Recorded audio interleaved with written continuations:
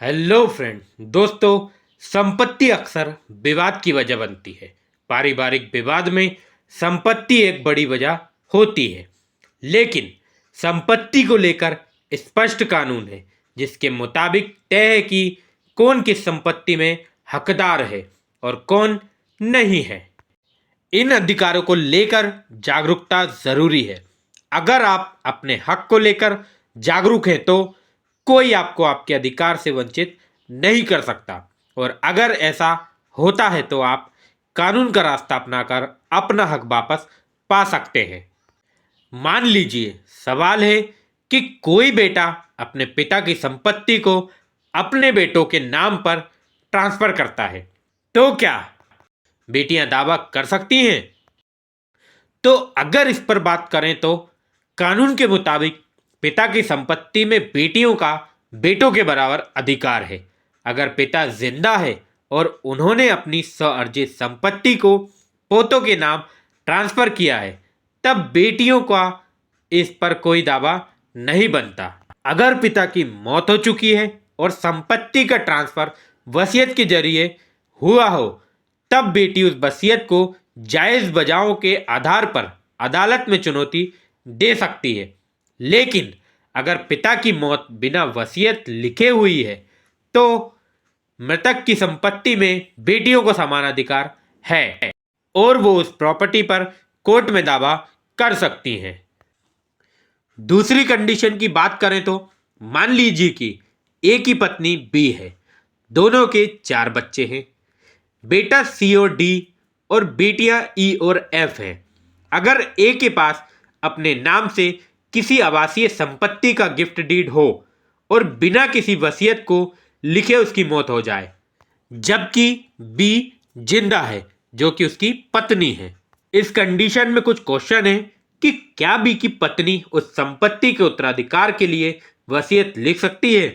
दूसरा, चूंकि बी की मौत बिना कोई वसीयत लिखे हुई है, तो क्या बेटियां ई और एफ संपत्ति में हिस्सेदारी मांग सकती है, भले ही वो ए की पैतृक संपत्ति ना हो। ऐसे में क्या होगा, इसकी बात करें तो मान लीजिए कि ए एक हिंदू पुरुष थे जिनकी बिना वसीयत लिखे ही मौत हो गई और गिफ्ट डीड प्रॉपर्टी जो थी उनकी अपनी संपत्ति थी। ऐसे में उनकी पत्नी जो है उस प्रॉपर्टी के लिए वसीयत नहीं लिख सकती। अगर उसकी मौत बिना वसीयत लिखे हुई है तो हिंदू उत्तराधिकार अधिनियम 1956 के तहत क्लास 1 के सभी उत्तराधिकारियों की संपत्ति में एक समान हिस्सेदारी होगी। क्लास 1 उत्तराधिकारी में पत्नी, बच्चे और मृतक की मां शामिल होंगी। अगली कंडीशन की बात करें तो मान लीजिए मेरा अपनी पत्नी के साथ जॉइंट डिमेट अकाउंट है जिसमें वे सेकंड ओनर है। मान लीजिए कि बिना वसीयत लिखे ही मेरी मौत हो जाए, तो हमें क्या कदम उठाने चाहिए ताकि शेयर, म्यूचुअल फंड, यूनिट्स की ओनरशिप या तो मेरी पत्नी के नाम हो या फिर मेरी पत्नी और बेटी के संयुक्त नाम पर हो। क्या ओनरशिप को मेरे परिवार के सदस्यों के नाम ट्रांसफर करने के लिए उत्तराधिकार प्रमाण पत्र की जरूरत पड़ेगी? तो दोस्तों, इसका जवाब है मेरी मौत की स्थिति में फर्स्ट होल्डर के तौर पर मेरे अधिकार सेकंड होल्डर को ट्रांसफर हो जाएंगे, क्योंकि हम दोनों डिमेट अकाउंट के ज्वाइंट होल्डर थे। ये T2 फॉर्म भरकर और फर्स्ट होल्डर के नोटराइज्ड डेथ सर्टिफिकेट के साथ जमा करने पर हो जाएगा। मेरी मौत के बाद मेरी बेटी को अगर अपने नाम शेयर म्यूचुअल फंड ट्रांसफर कराना है तो उसे सक्सेशन सर्टिफिकेट जमा करना होगा। अगली कंडीशन की बात करें तो मान लीजिए मेरी पत्नी और मेरा ज्वाइंट वसीयत है। हमारे 3 बच्चे हैं, एक बच्चे को कुछ नहीं मिला, दूसरे को चल संपत्ति मिल रही है और तीसरे को अचल संपत्ति। हमने वसीयत में एक अलग से क्लॉज रखा है कि भविष्य में जो कुछ भी कमाएंगे वह सेकंड बेनिफिशियरी को मिलेगा।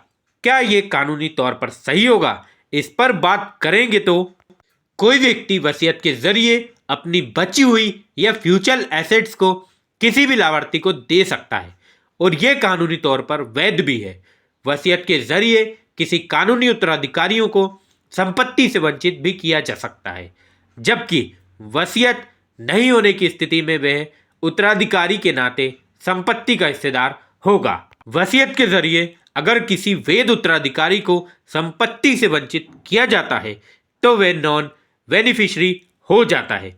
वसीयत में वजह भी दिया होना चाहिए ताकि अदालत समझ सके क्यों उसे संपत्ति में हिस्सेदारी से बाहर किया गया है। दोस्तों, इस तरह से कुछ सवालों के जवाब हैं जो मैंने आपको समझाने की कोशिश की है। तो दोस्तों, मिलते हैं नेक्स्ट वीडियो में किसी नए टॉपिक के साथ। तब तक के लिए जय हिंद, जय भारत।